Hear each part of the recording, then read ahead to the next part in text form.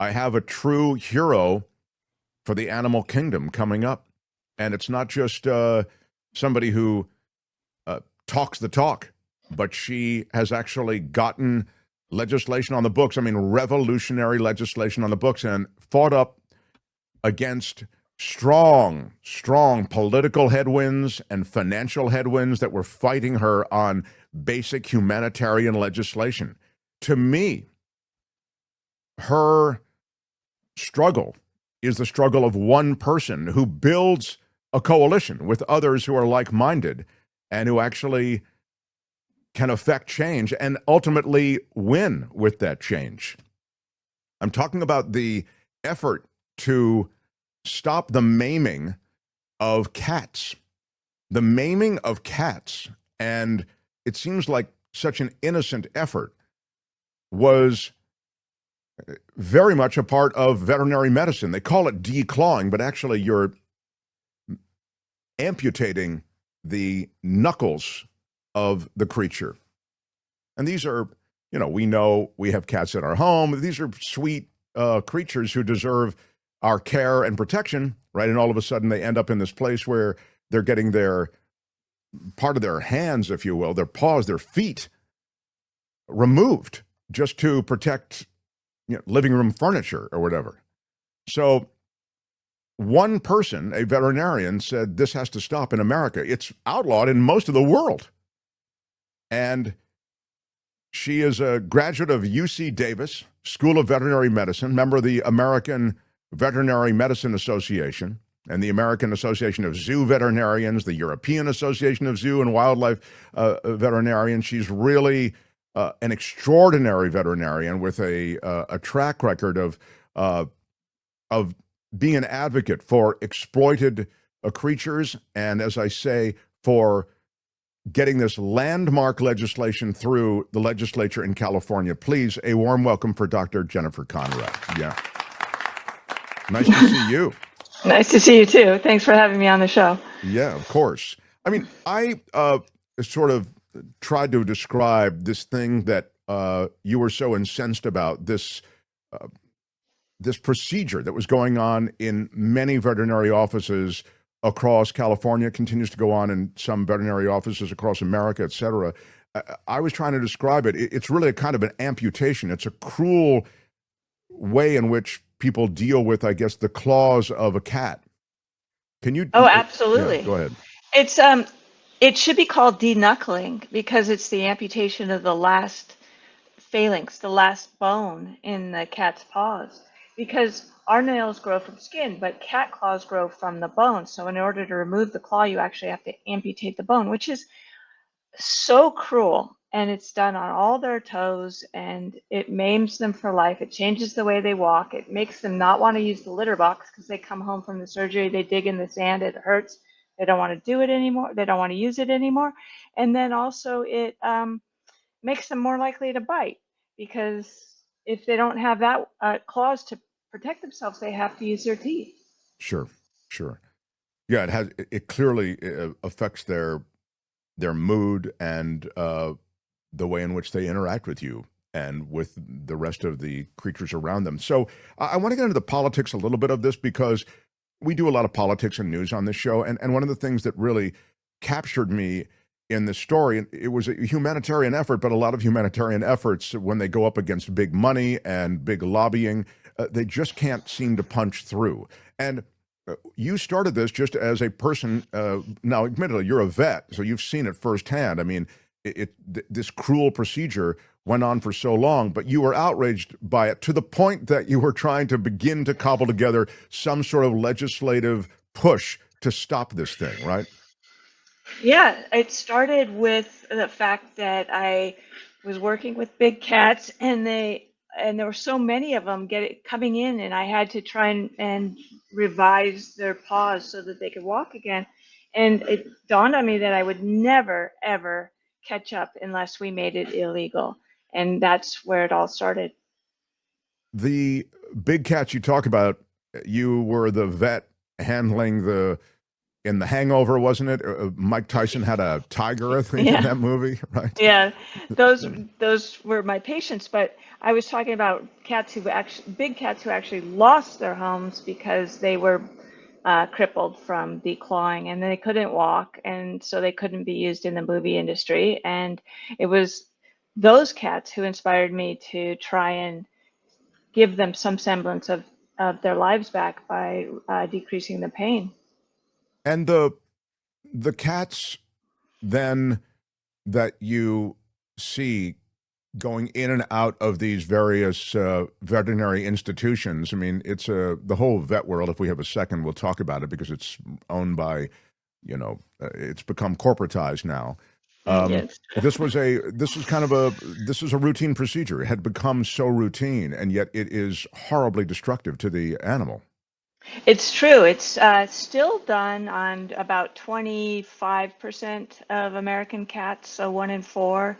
Um, the statistics are between 20 and 25%, but I think those are actually low compared to what it really is, because in the Midwest, veterinarians will report that 80 or more percent of their patients are declawed. And it was done because this guy invented it, and he took it with the support of the American Veterinary Medical Association. He took it on a dog and pony show and said, hey, here's a quick way to make cats not be able to scratch in their houses. And it's a big money maker. It's over $1 billion a year business. And so veterinary medical associations, which are always the opposition to any of the legislation we try, want it, they don't want it illegal. It makes too much money, and their members make so much money doing it that the medical associations are, which are trade organizations. I shouldn't even give them the idea that they're actually medical associations, but they know that their members who pay dues won't support them if they support a declaw ban, so that we fight them all the time. So this is perfect because it gets me to the fight. So they fight a declaw ban. These institutions associated, lobbying, as you say, trade organizations associated with the veterinary world, and you'd think that they are in the business of treating animals, protecting animals, but in this case, they are fighting to maintain something which is a moneymaker for veterinary practices, this declawing, this de-knuckling. So you went up against, they had a lot of money and they had a lot of lobbying power, and you went up against it. How did you do it? You've gotten this legislation was signed by the governor. It's banned in California. How did it took you 20 years or something to get this done? It did. It took a long time. It took the fact that we've been working consistently on educating people on what this really is, that it should be called de-knuckling, not a euphemism of Declawing. declawing. Yeah. Yeah, it's not that. And it took the fact that we had an author this year who actually cared. And the author was named Alex Lee. He's a assembly member up in Milpitas area, which is the South Bay, and he cared. And so he did not accept the California VMA saying, "Oh, what about the little old lady who has the cat who, we're worried about her, and that she'll have to give up her cat," because the truth is those declaw cats bite. So you're actually jeopardizing the health of these people. You're not helping. You're not saving lives. And declawed cats are often in the pound. They've lost their home because if someone's intolerant of a cat scratching a couch, they're really intolerant of a cat peeing on the couch or biting. So those cats lose their homes. And here's an example, since it matters to you and me. We live in Los Angeles, and in 2009, we banned declawing in Los Angeles. Well, if we look at the number of cats who lost their home before the ban, the 5 years before, and the number of cats who lost their home after the ban, it went down 43%. That's Wow. tens of thousands of cats' lives saved. And the head of LA Animal Services says it's absolutely from the ban, because we're not getting those declawed cats losing their homes, and we're not having to kill those cats because they're unadoptable, because they don't use the box and they bite. So it made practical sense, but It you're makes saying you needed one legislator who you could connect with, who would push the legislation for you. Prior to that, you're saying you couldn't get any legislative buy-in? No, it got legislative buy-in, but what was unique about Alex Lee was he is so committed to this. He was so committed to it that he didn't let the other members of the legislature fall for the California VMA's stupid excuses. He didn't let them. He kept saying, "No, here's the facts." Other legislators care, but he went up against them. And also because I think we've done enough, we've run this bill enough times, legislators know what it is, and they know that the only reason the California VMA wants to keep declawing legal is for money. They know it. And in fact, there's a new documentary, I think we've talked about it, American Cats, the Good, the Bad, and the Cuddly, and one of the representatives of the VMA says it's an upsell. It's for money. I mean, it seems so clearly for money. There's no rational explanation for it. There are two movies that I liked on this. I love the Paw Project movie for the focus. First of all, it really gives you a sense of it straight up, like just the facts, ma'am, in a way. And also, it is a bit of what we're talking about, which is the legislative lift that you had to have.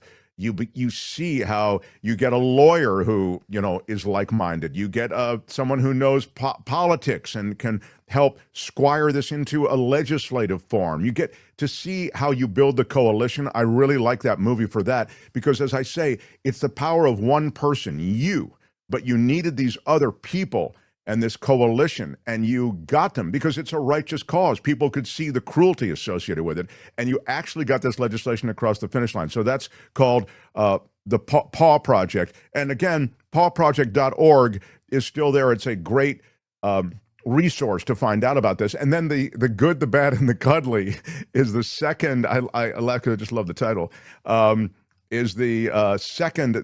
Tony's got it up now. Pawproject.org. Is the second movie. And so there you are with so many of the key players in getting this across the finish line. But I'm so excited for two things: the elimination of this cruel procedure and also the triumph of a righteous cause. I think these days we're seeing so many righteous causes just die on the vine or get bullied out of the way by big money, and you took on big money and won, and I congratulate you. Well, thanks, Mark. We have passed the legislation now. California is the fifth state, so we have been working at it, but fifth state means only 10% of the United States. Whereas in Canada, when we started in 2015, the Canadians said, "Oh no, we do something wrong, we better stop it." And so we've been able to pass legislation in all 9 provinces to ban declawing. But I mean, in 9 of the 10. Sorry, Ontario has not yet passed it. But in United States, it's so much harder, so much more money involved. Yeah. I mean, I'm glad that you remind us that this wasn't just a California project. You took this to the various places you needed to try to make it happen, and you did make it happen. Again, pawproject.org. Dr. Jennifer Conrad, I'm so excited for your victories. Keep it going, and I encourage people to check out the movies. Go to pawproject.org, and there are, you can find the avenues to these films and just great documentaries that kind of, again, document the effort. But congrats again, and thanks for spending a couple of minutes with us. Hi, it's Mark, and I thought that was great. Hit the notification bell. You'll know whenever there's a new video being dropped, and please subscribe to our channel to help us save the universe.